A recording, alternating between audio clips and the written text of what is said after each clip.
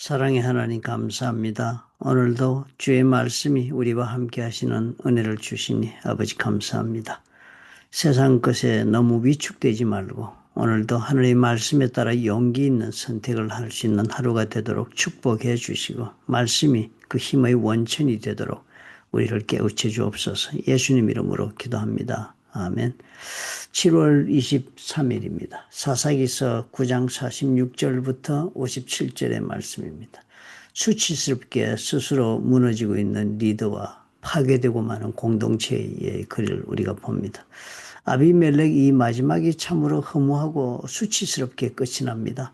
그는 처음부터 하나님이 세운 리더가 아니었습니다. 처음부터 하나님의 뜻 가운데 쓰임받는 길을 선택한 사람이 아니었습니다. 하나님께 부름받은 사사도 아니었고 또 백성을 구원할 그런 사명을 받은 자도 아니었습니다. 마음속에 자기 스스로 그런 백성을 위하여 내 삶을 바치겠다는 그런 사명감을 가진 자도 아니었습니다. 오직 자신의 욕망과 야심으로 사람들의 마음을 사로잡았고 그리고 또 권력을 손에 넣은 그런 사람입니다. 자기의 목적을 달성하기 위하여 모든 사람들을 다 이용한 것입니다. 그리고 그 욕심의 시작은 바로 자기 형제들의 죽인 그런 살인으로부터 시작을 했습니다. 세겜 사람들도 또한 마찬가지였습니다. 그들은 또 하나님보다도 더 쉽게 보여주는 힘이 눈앞에 보여주는 힘이 있으니까 그 힘이 쉬운 선택이지 않습니까? 그 길을 선택했습니다. 아비멜렉의 야망에 동조하면 쉽게 자기들이 원하는 것을 얻을 수 있다. 자기 도시의 안정을 보장받겠다. 뭐 그런 계산을 했던 것이고 또 자기들에게 특별한 호의를 베푸는 그런 아비멜렉을 인간적으로 지지를 했던 것입니다. 하지만 그 인간적인 계산은 하나님 앞에서 아무런 그런 도움이 되지 않습니다. 힘이 결코 되지 못했습니다. 그들의 마음은 결국 아비멜렉과 갈라서게 되고 인간적인 동기로 출발한 것은 언젠가는 반드시 이렇게 갈라서게 됩니다. 그리고 신뢰가 깨어져서 서로 반목하는 그런 관계 혹은 미움과 증오로 분열되는 그런 일로 발전하고 많은 것이 인간의 일로 시작된 모든 일들의 결론이다라고 성경이 가르쳐 줍니다. 내부의 분열이 파괴로 이어졌습니다. 그리고 또 아비멜렉은 자신의 손으로 세겜을 직접 허물어 버리고 불태우기까지 합니다. 참혹한 일이 벌어집니다. 서로가 서로를 이렇게 무너뜨렸다. 한때는 서로가 서로를 위하여 힘을 합친 것처럼 보여졌는데 그것은 하나님의 나라를 위한 것이 아니라 자기의 욕심을 충족시키기 위하여 야합한 것이니까 겉으로는 아무리 아름답게 보여도 야합이 된 것으로 밖에 그 결론을 내지 못하는 것입니다. 자기 손으로 함께했던 이들을 불태운 아비멜렉도 결국 자신도 수치를 당하는 이야기가 오늘 본문에 나옵니다. 한 여인이 던진 맷돌 조각에 맞아 죽게 되는데 그 당시는 여자에게 맞아 죽는 것은 대단한 수치였습니다. 치욕스러운 죽음을 당하게 됩니다. 그래서 부하에게 자기를 죽이라고 명령하고 내가 정말 여인에게 죽었다는 내 인생이 수치스럽게 끝난다는 기록이 있어서는 안 되겠다라고 그 마지막 노력을 했지만 결국은 어떻게 해요? 성경은 그 수치와 두려움을 그대로 기록해 놓았습니다. 결국 하나님의 뜻을 무시하고 자기 욕심과 계산으로 움직인 사람들은 자기 손으로 무너지는 길을 걷게 된다. 그 가르침이거든요. 참 이것은 우리가 정말 잊어버리고 받아들이지 않고도 태연하게 살고 있는 우리의 믿음의 허물어진 부분이 아닌가 그런 생각이 듭니다.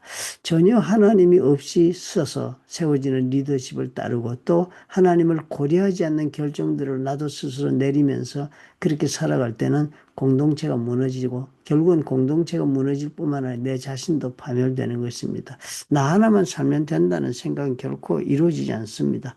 결국은 다 파멸하고 만다는 것입니다. 이 말씀 앞에서 우리가 정말 깊이 묵상해야 되겠습니다. 나도 아비멜렉처럼 내 뜻과 내 욕심을 따라 사느라고 하나님의 뜻은 전혀 개의치 않고 무시하고 살고 있지는 않은가. 하나님이 세우지 않는 리더나 하나님이 허락하지 않는 인생의 행보는 결국은 다 무너지고 만다. 그리고 그 무너짐의 뒤에는 반드시 수치가 따라온다 하는 것을 우리가 오늘 배우게 되겠습니다. 우리 기도하도록 하십시다.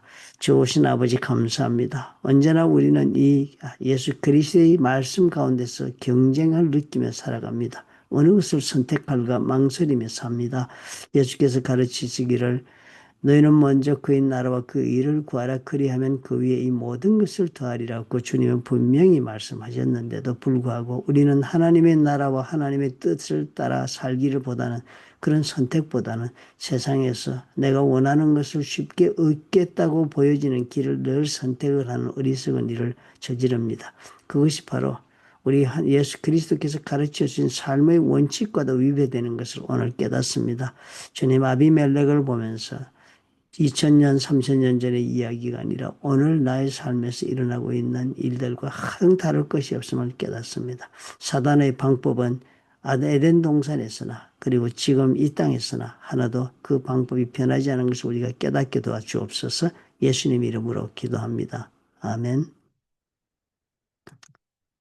결국 무엇을 위해서 내가 살 것이냐 하는 문제가 정리되지 않으면 언제나 욕심 때문에 결정하게 되고요. 욕심 때문에 인간관계도 다 이합 집산 속에 살아가는 이상을 이루지 못하는 그런 삶이 된다. 결국은 무너진다. 속으로 무너진다. 얼마나 공허하고 인생에 의미도 없고 열매도 없는 그런 내 한 인생을 살았다 하는 그런 시점에 이르면 얼마나 힘들겠습니까?